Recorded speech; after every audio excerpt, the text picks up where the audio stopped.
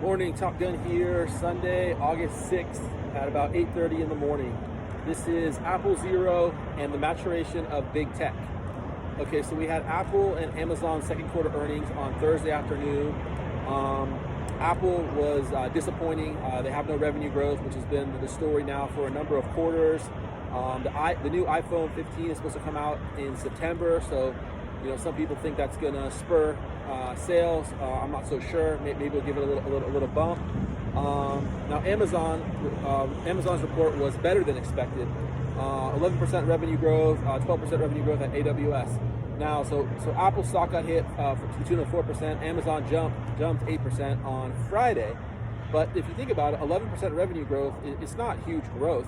It was just better than expectations. So, a lot of people are saying, well, there's one good report, that's Amazon, and one bad report, and that's Apple. So that's one way to look at it. But the way that I look at it is overall, big tech is maturing. And yet Apple still trades at 30 times earnings. Like I talked about in an open letter to Warren Buffett re-Apple, it's still priced like a growth stock, but there's no growth there anymore. It's really a value stock. And while Apple is the extreme case of this, it applies to all of the big five: Amazon, Microsoft, Google, and Facebook. So I think all of these stocks need to be revalued from growth stocks to value stocks.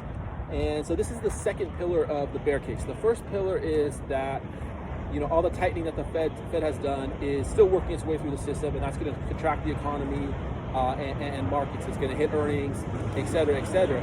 But I also think that the revaluation of big tech is a very important story, because big tech has driven the market's gains since 2009.